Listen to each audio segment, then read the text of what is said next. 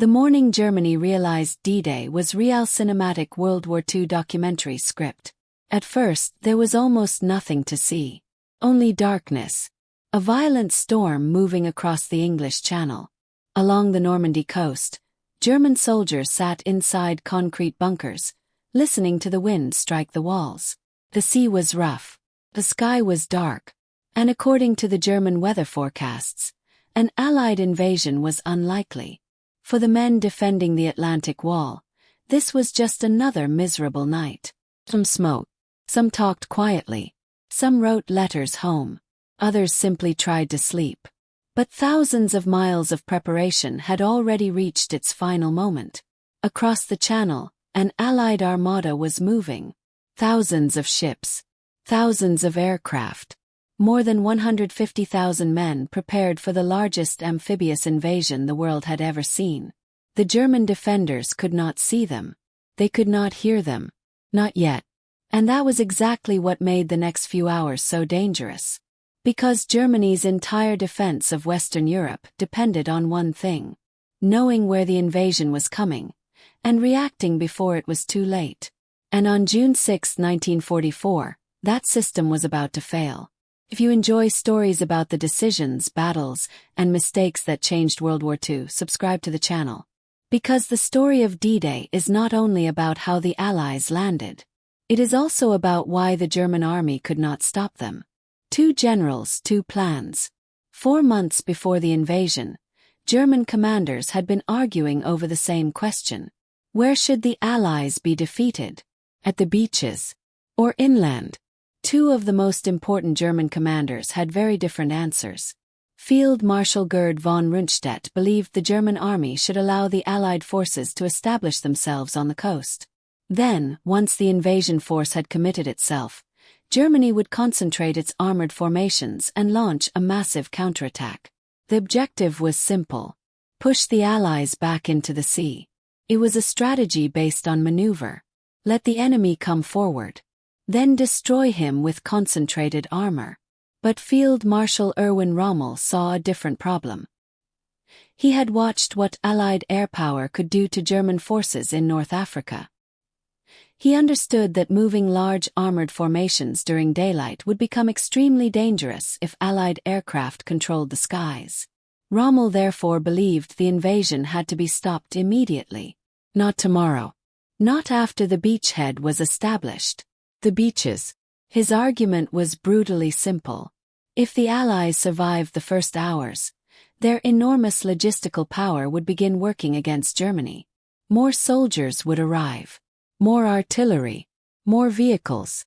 More ammunition. More supplies. The German army would lose its chance to destroy the invasion while it was still vulnerable. 2 commanders. 2 strategies. And then Hitler made the decision that would complicate everything. He chose a compromise. Some armored formations were placed under Rommel's control.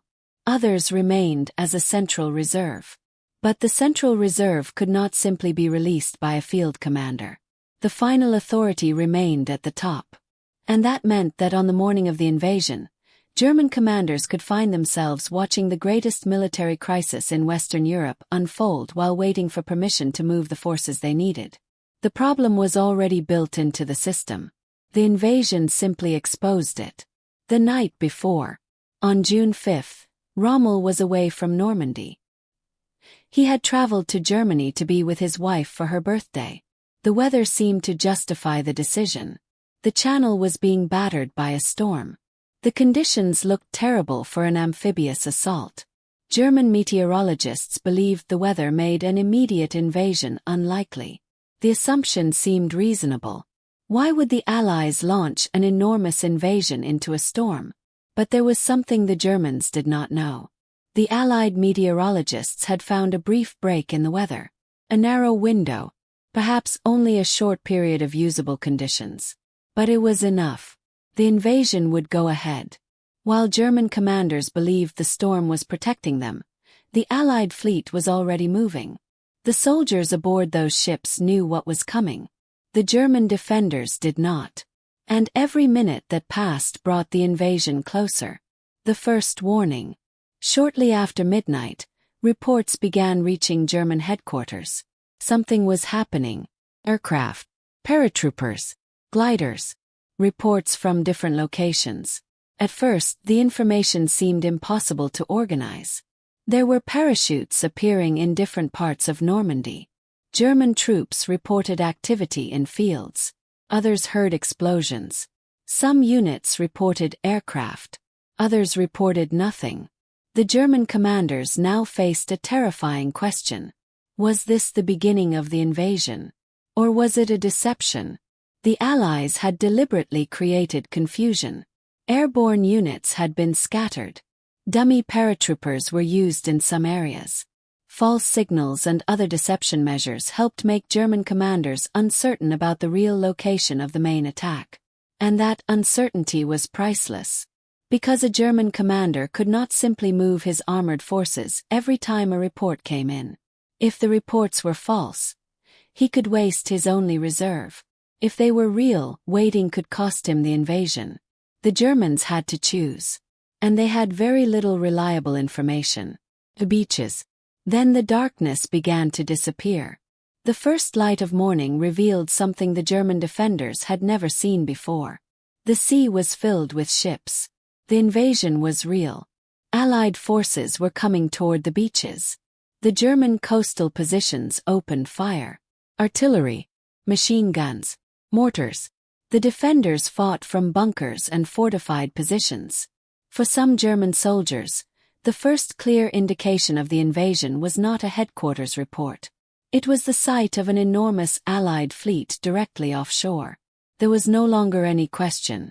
The invasion had begun.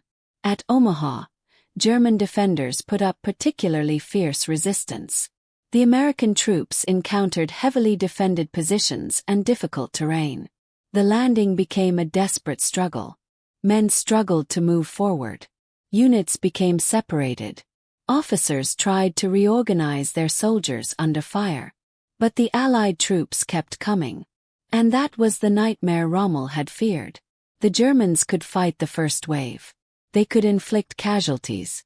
They could slow the advance. But they could not simply destroy the invasion.